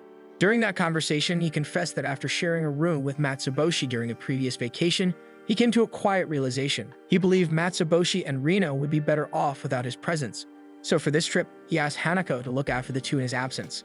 Now shifting to the present, Hanako is assigned to be the task leader for their school trip. With this, she gathers the group and asks each member for their suggested destinations. Hanako is the first to share her idea. She suggests Yonryu Cuteland, a place with cute characters and colorful attractions. Mitsuki then opens a magazine she brought along and points to a page featuring a sweets-themed location. Both Riku and Reina politely pass for now, admitting they don't have any specific place in mind yet. When it's Matsuboshi's turn, he takes a moment to think. One place quickly comes to mind, Tokyo Dennisisi. It's a well-known destination, but that's not the only reason he chooses it. He remembers a day when he and Reina passed by a poster of Dennisisi. She had looked at it with fascination and softly said she wanted to visit it someday. That small moment stayed with him. As soon as he suggests it, the group lights up with excitement. Reina, meanwhile, turns red, clearly flustered by the thoughtfulness behind Matsuboshi's suggestion. With everyone in agreement, they settle on Dennisisi as their destination. When the day of the trip arrives, the group boards the plane with excitement. Matsuboshi finds himself seated beside Reina. It isn't Reina's first time flying, but for Matsuboshi, it's a brand new experience. Seated in front of them is Ishikawa, already hyped for the flight. Unlike him, Matsuboshi can't stop thinking about the dangers of flying. His mind spirals into every unlikely scenario possible. As the plane begins to move, Matsuboshi starts to visibly tremble. Without saying a word, she gently reaches for his hand to offer comfort. Reina quietly admits that flying makes her nervous too, so he shifts his grip, placing his hand over hers with more certainty. This somehow eases his anxiety. With this, Reina turns red, flustered. Meanwhile, sitting just behind them, Tubaru is completely overwhelmed by their sweet interaction. She suddenly gushes blood from her nose while her colleague panics at the scene. Sometime later, the plane finally lands in Tokyo, and the students gather in their groups, buzzing with excitement for their school trip. Though their friend group looks forward to visiting Dennisisi, the day's schedule follows a different agenda. The class boards a specialized train that travels through various parts of the city. During the ride, they're introduced to the diverse infrastructure of Tokyo, like unique architecture referred to as trees. Each student also receives a pamphlet outlining the sites. By nightfall, the group settles into their accommodations. Inside the room, the girls pass the time by playing cards and chatting. Suddenly, their teacher enters to remind them of the approaching lights out. Taking the hint, the girls wrap up their game and tuck into bed early, eager to rest before tomorrow's adventure. As lights out approaches, Reina, Hanako, and Mitsuki keep talking, whispering about how quickly the day passed. Just then, Reina's phone buzzes. It's a call from Matsuboshi. Unlike the quiet girls' room, the boys' quarters remain noisy despite the late hour. Matsuboshi calls to check on Reina before turning in, expressing how excited he is for their trip to Dennisisi the next day. They both look forward to having a lot of fun together. The next morning, their friend group finally arrives at Dennisisi, filled with excitement. As they gather near the entrance, Hanako takes the lead in making sure everyone has their ticket ready. Confidently, Matsuboshi reaches for the envelope where he thought he placed his own ticket, only to feel a wave of panic. It's not there. He checks again, still nothing. Rummaging through his bag yields the same result. His excitement turns into shock as he realizes the ticket is truly missing. While everyone gibbles and chats excitedly about the adventure ahead, Matsuboshi stands frozen, panic rising over his lost ticket. Riku teases that forgetting something so important is like being a little kid, causing Matsuboshi to hesitate before finally admitting the problem. Hanako quickly suggests he return to their accommodation to retrieve it, especially since he's certain it was in his luggage. With the group needing to start the tour without him, Reina can't help but feel disappointed. Her excitement for the day feels dimmed. Still, she puts on a brave face and comforts Matsuboshi, just as he always does for her when she's the one who messes up. Their friends also agree, encouraging him not to worry. With no time to waste, Matsuboshi runs off back to their place. Arriving at the accommodation, Matsuboshi quickly checks through his suitcase and breathes a sigh of relief when he finds the ticket. It must have fallen during packing. Just as he prepares to rush back, Tubaru and Miyahira show up at the door to check on him. But their expressions quickly change as they glance at their phones. There seems to be a problem. Meanwhile, the girls are already making the most of their time at Dennisisi. They try on colorful headdresses, eat sweet treats, hop on thrilling rides, and explore the vibrant attractions. Laughter fills the air as they enjoy each moment, though Reina seems worried. Later, while resting at a cafe, they hope Matsuboshi will arrive in time to join the fun. Unfortunately, Hanako checks her phone and discovers that the train is temporarily out of service and won't resume for another hour. Hearing this, Reina's cheerful mood fades. She had looked forward to sharing the day with him after all. On the other hand, Matsuboshi is wandering the streets, torn between waiting for train service to resume or finding an alternate route to Dennisisi. As he weighs his options, he hears Tubaru calling out to him. She and Miyahira have rented a car and are heading to Dennisisi as well. Without hesitation, they offer Matsuboshi a lift. Tubaru tries to act professional, claiming their visit is purely for work-related observation, but Miyahira, being more candid, admits they're going for fun too. Grateful for the timely offer, Matsuboshi quickly hops into the car, determined to make it in time. Once Miyahira starts the engine, Matsuboshi immediately clutches his seatbelt as she takes off at a startling speed, the car swerving through the road with reckless enthusiasm. Thanks to Miyahira's wild driving, Matsuboshi arrives at Dennisisi in no time. He quickly thanks his teachers before dashing into the theme park to rejoin his friends. He finds them at the cafe, surprised by how fast he made it back. But before he can explain, Reina grabs his arm and pulls him to catch the parade. They run through the crowd, leaving the others behind. Reina, eager to make the most of their time, leads Matsuboshi down the shortest path she can find to catch up with the parade. That day, Reina and Matsuboshi spend every moment together, riding attractions, taking pictures, trying out snacks, sightseeing, and just having fun. Time slips away quickly, and soon it's time to leave. On the train ride back to their accommodation, Riku, Hanako, and Mitsuki chat about their day, glancing at Reina and Matsuboshi, who are asleep side by side. It's clear to everyone that the two must have had an unforgettable time together too. The following day, Ishikawa eagerly asks about what happened at Denisizi. Hanako recounts the day's events, and as she talks, Ishikawa listens intently. However, seeing Matsuboshi and Reina together, he ends with a quiet remark he could never compete with Reina. Hearing this, Hanako feels a pang of sympathy for him. Soon enough, the class trip comes to an end, and everyone heads back home. At the Aharon residence, Eru and Ren are playing a video game together in the living room. Ren keeps losing to Eru, who has been practicing the game, so when Ren suggests switching to a new one, she quickly declines. Their conversation is cut short when Reina walks through the door. She hands them oddly shaped keychains as souvenirs, but the sisters exchange looks of confusion, unsure what to make of the strange design. Meanwhile, Matsuboshi also arrives at his home and is greeted energetically by his younger sister, who seems unusually cheerful. She is being especially attentive to him, even offering to massage his back, but her kindness isn't for free. Her true motives come out when she realizes he still hasn't mentioned bringing back a souvenir. To clear her doubts, Matsuboshi's sister decides to ask him directly about the souvenir. As expected, Matsuboshi forgot to give it to her, but assures her he definitely bought one. When he shows it to her, it turns out to be the same odd-looking keychain Reina gave to her sisters. Her expression drops, but Matsuboshi quickly realizes the mistake and pulls out the actual gift, a soft, adorable stuffed toy. The keychain was his own souvenir, not hers. Upon seeing the stuffed toy, her face lights up with surprise. She didn't expect Matsuboshi to pick something so perfectly suited to her taste. Unsure how to express her feelings, she bolts to her room, shuts the door, and admires the stuffed toy alone. In the quiet of her room, she silently thanks her brother for thinking of her. Meanwhile, Matsuboshi sits alone in his room, staring at the pile of impulsive purchases he made during the trip, not really sure why he bought any of them. Back in class, the group can't stop talking about their experiences at Denisizi. Riku, however, remains quiet, her thoughts stuck on the remark she made when Matsuboshi lost his ticket. She worries he might still be upset with her. Wanting to apologize, she gathers her courage to face him, but the moment she turns to speak, panic takes over. She runs out, unaware that Matsuboshi only wanted to ask her for photos from the trip. In the comfort room, Mitsuki finds Riku still visibly troubled. She gently advises that if Riku is truly that worried, then apologizing might help ease her mind.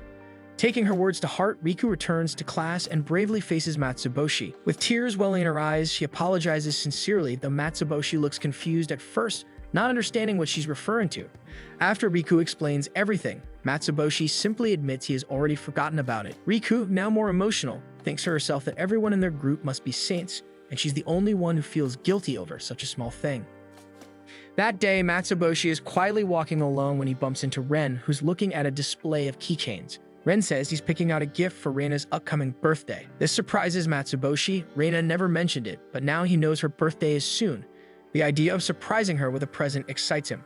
Back in class, Matsuboshi tries to figure out what kind of gift Reina might like, but asking her directly feels awkward, so he decides to ask other girls what they want as a gift. Unfortunately, this plan backfires. When he asks Mitsuki, she instantly assumes he's hitting on her and trying to cheat on Reina, so she runs off in a panic.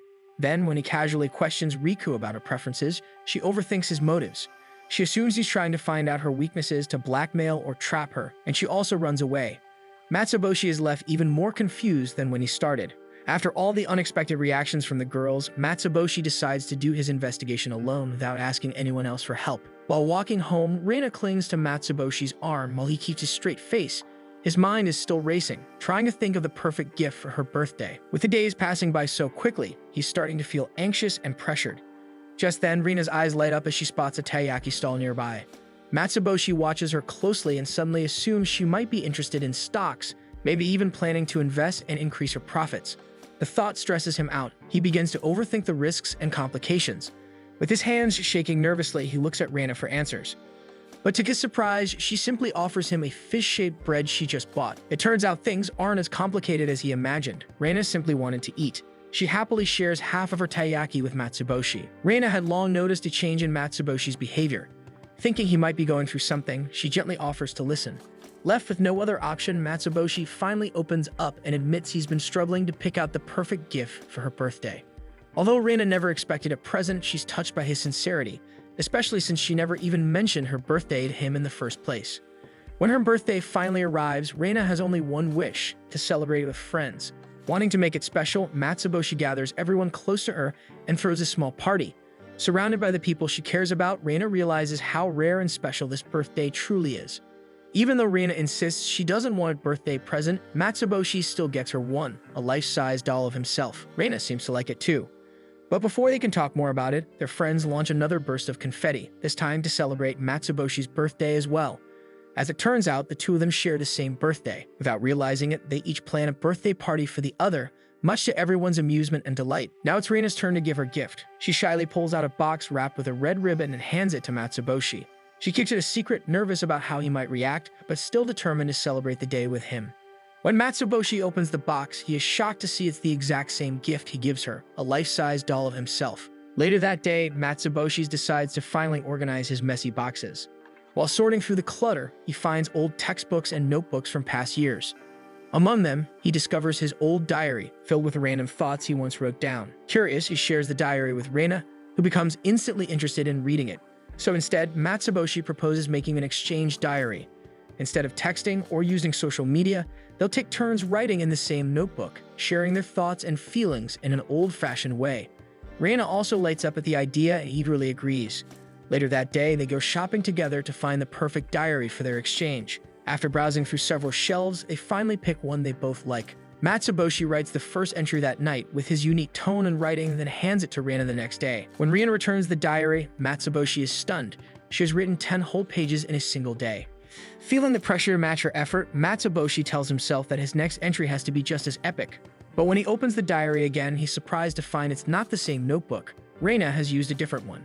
This one includes drawings alongside the text, and Matsuboshi begins to overanalyze everything. His imagination runs wild. He starts thinking the innocent drawings might be part of some secret Heron family ritual.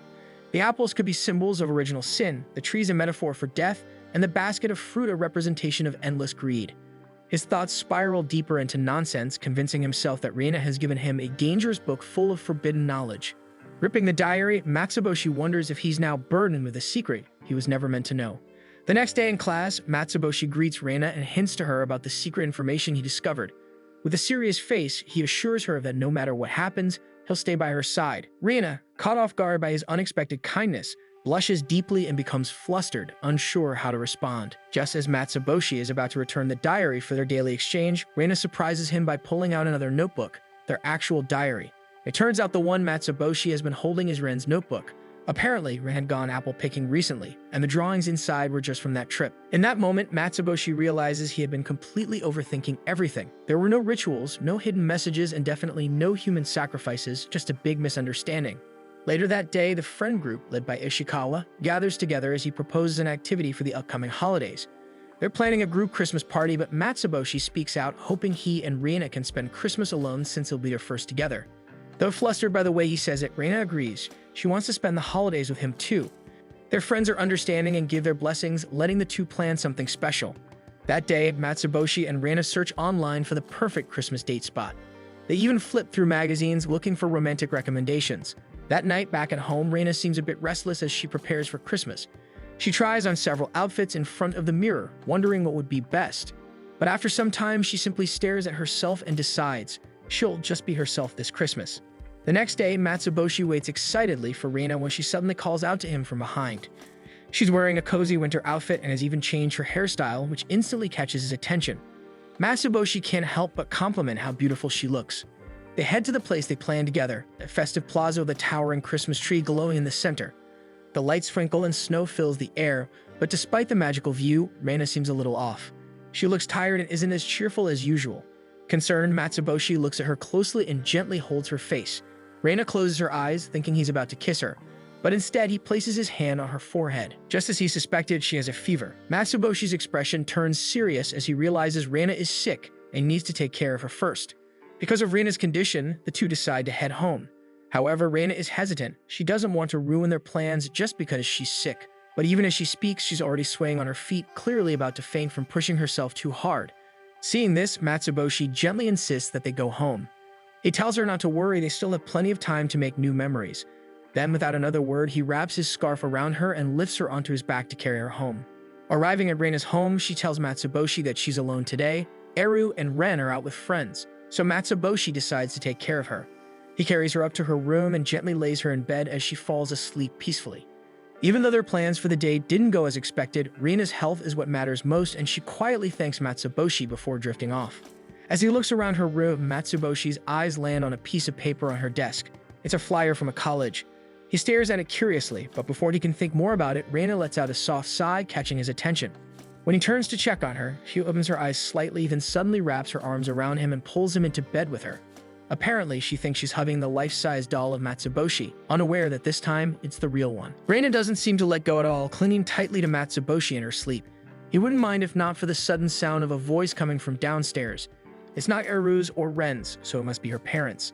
Panicking at the thought of being caught in Reina's room, Matsuboshi knows he has to act fast. When Reina's mom comes up to check on her, she finds Reina hugging the life-size doll, while Matsuboshi sits stiffly on the side, pretending to be another doll. He holds his pose as long as he can, with his heart pounding, but the act doesn't last. Eventually, Matsuboshi breaks character and confesses his presence. To his surprise, Reina's mom doesn't get angry.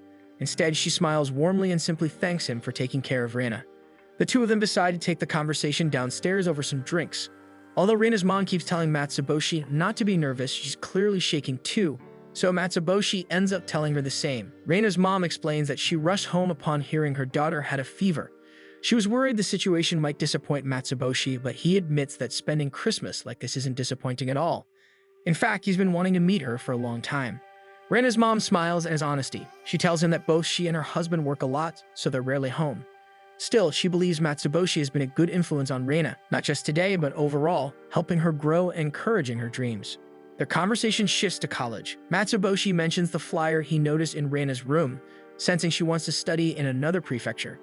Reina's mom quietly hopes Matsuboshi might follow her there. Matsuboshi, however, admits he hasn't thought that far ahead. Even so, he promises her that no matter where they go, nothing will change between him and Reina. Reina, who has been listening from behind the stairs, suddenly runs and hugs Matsuboshi tightly. She's been scared to bring up the topic of college, afraid he might not take it well. But hearing his words, she realizes that Matsuboshi only wants her to follow the path that makes her happiest.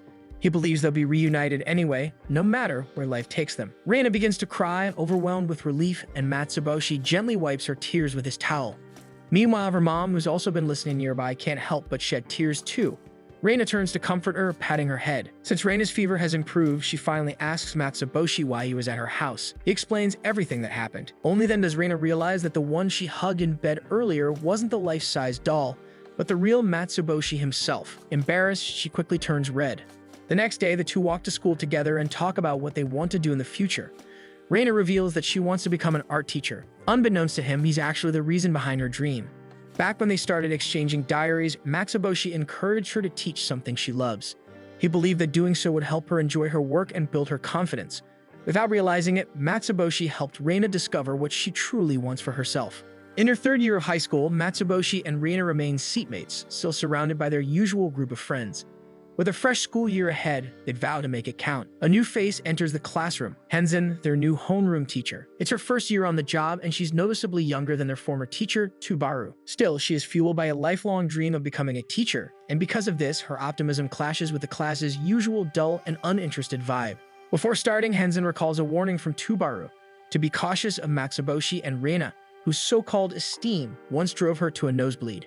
Misunderstanding the warning, Henzin assumes the pair is physically violent toward teachers. With this, she pads her shirt with books for protection, but what she witnesses next goes far beyond her imagination. She finds Matsuboshi and Reina hanging from the ceiling. This startles Henzin so much that she lets out a loud scream. Convinced they're trying to intimidate her because she's new, she scrambles to pull out the school's guidelines, only to realize there's no rule that covers such strange behavior. In that moment, she feels like she's already failed as a teacher. However, the confusion is soon cleared up when Ishikawa speaks up. Reina can't see the blackboard properly because Higa, a large student, is seated right in front of her, blocking her view. Reina, being small, has no other option. Matsuboshi backs up this claim, and Henzin is visibly relieved to learn the true reason behind the odd scene. With this, the class suggests redoing the seating chart to fix the issue, and Henzin eagerly agrees.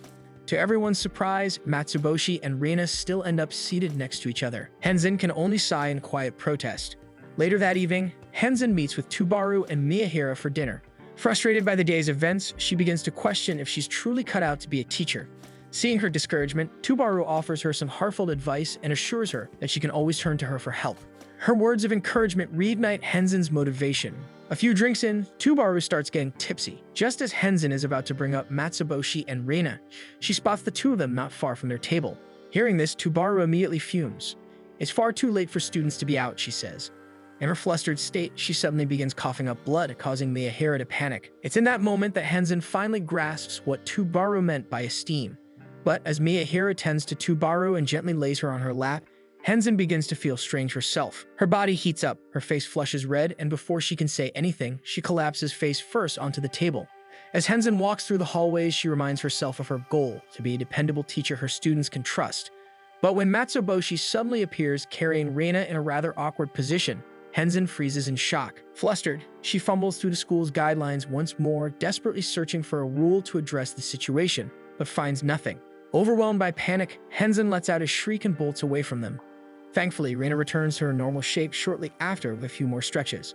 That afternoon, Tubaru pulls Henzen aside and brings her to the school gym. There, she emphasizes the importance of staying active and moving around, insisting it's essential for both body and mind. Since Tubaru is her role model, Henzen follows her lead without question. Even Miyahira, who had no intention of exercising, gets forced into the session. The three begin training together, with Tubaru offering tips and encouragement to Henzen.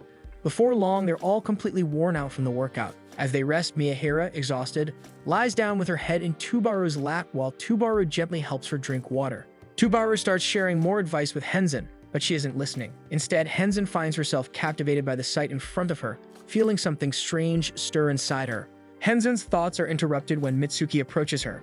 Tubaru takes the chance to remind Mitsuki about her post-graduation plans to study abroad. Though Mitsuki remains uncertain, Tubaru lightens the mood by challenging her to a sparring match in the boxing ring, an invitation Mitsuki accepts. Once inside the ring, Mitsuki throws quick, determined punches, but Tubaru effortlessly dodges each one with a calm, unreadable expression. Watching from outside, Henzen can't help but be impressed by the contrast between the two. Tubaru casually explains that her reflexes were honed for the exhausting daily scenario of surviving Matsuboshi and Reina's esteem during the previous school year. As Mitsuki begins to falter in the ring, Tubaru calls out her hesitation. She tells Mitsuki that if she continues to doubt herself, she might not be ready to go abroad at all. Just then, Riku enters the gym and enthusiastically cheers for Mitsuki. Hearing her voice throws Tubaru off guard. She suddenly recalls how close Mitsuki and Riku have grown. In that moment, Tubaru realizes the root of Mitsuki's doubts, the fear of being separated from her friends. The thought of long-distance friendships weighs heavily on her. As Tubaru reflects on this, the overwhelming emotion triggers a powerful surge of esteem. Tubaru doesn't even need to be hit. Her nose begins to bleed and she dramatically passes out in the ring, defeated by sheer sentiment. Their sparring ends with Tubaru collapsed on the floor and Henzen rushes over to check on her while Riku quickly embraces Mitsuki. Witnessing the scene, Henzen once again feels the heat of esteem rising within her. Afraid her students might see her lose composure, she hides her face in embarrassment. The following day, the class begins their one-on-one career path consultations. Henzen sits at her desk. To her surprise, the first student to approach is Mitsuki, who suddenly drops down from the ceiling. Unlike Matsuboshi and Reina, who are more infamous for causing Tubaru's nosebleeds with their chemistry, Mitsuki has more tendency of being violent, so Henzen keeps her guard up. As Henzen pulls out her file, she discovers that Mitsuki is actually considering a degree in beauty overseas. Despite this, Mitsuki's face is clouded with uncertainty. She's torn between attending a beauty school or pursuing sports instead. Henzen listens carefully and agrees that while she received multiple scholarship offers in sports, and it would certainly make others proud, the choice must come from Mitsuki herself. She needs to know what she really wants. At that moment, Mitsuki recalls a childhood memory, and for a while, everything becomes clearer. She finally makes her decision. Seeing this, Henzen offers a gentle piece of advice about the reality of being far from friends and how that distance doesn't lessen their bond. Her words seem to work as Mitsuki ease her doubts. Just when Henzen begins to feel proud of herself for finally doing something right, she sees Mitsuki walk out of the room in tears. Reina quickly comforts her with a soft pat on the head, and that's when Henzen loses her composure. The overwhelming wave of esteem hits her hard. She keeps telling herself to stay strong, but when Hanako, the next student in line, glances at her with concern, it's already too late. Henzen has collapsed face first on her desk, blood pouring from her nose. The next day, Mitsuki wakes up early, goes out for a run, takes a quick bath, and gets ready to head out. Meanwhile, on the way to school, Matsuboshi calls out to Reina and is greeted by her usual arm embrace. However, he suddenly senses something strange, an intense pressure, almost like bloodlust, lurking nearby. While deep in thought, trying to figure out where it's coming from, Mitsuki suddenly pops out from behind, startling him so much that he jumps in shock. As the three start talking, out of nowhere, Mitsuki is hit by a sudden upper kick. Thankfully, her quick reflexes and martial arts skills kick in, and she manages to block the attack just in time.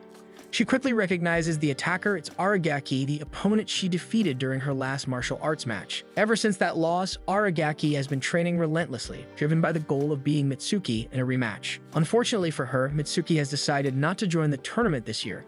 Confused and frustrated, Aragaki demands an explanation. Mitsuki calmly tells her that martial arts is simply something she no longer wants to pursue. But Aragaki refuses to believe it. She assumes Mitsuki must be shifting to another sport, yet she denies that as well. Overwhelmed, Aragaki falls to the ground in tears. She can't understand how someone with Mitsuki's raw talent could walk away from martial arts so easily. Refusing to accept her decision, Aragaki challenges her to one final match and sets an ultimatum. If Mitsuki wins, she must continue practicing and competing in martial arts. But if she loses, she is free to quit martial arts and chase any path she desires. So they proceed with their battle, but just as it begins, Mitsuki collapses to the ground. Aragaki immediately realizes she's throwing the match on purpose, hoping to secure her freedom. Mitsuki tries to hide her intentions by praising how much stronger Aragaki has become through his training. Then, she confesses something unexpected. She was actually one of the reasons she chose to quit. After winning last year's match, she knew Aragaki would only grow stronger. Meanwhile, no matter how hard she trained, she got plateau. In search of a breakthrough, she tried other sports, but nothing seemed to work. Although Aragaki doesn't seem to believe her, she continues throwing punches at Mitsuki. She defends herself, insisting that she only wants to chase her true dream. Her determination to quit martial arts and do what she loves infuriates Aragaki, and the fight grows more intense as Mitsuki slowly starts fighting back. Aragaki's dream has always been to defeat Mitsuki, and now that goal is slipping away. In the middle of the clash, Mitsuki has a sudden flashback. Back when they were kids, she and Reina were very close.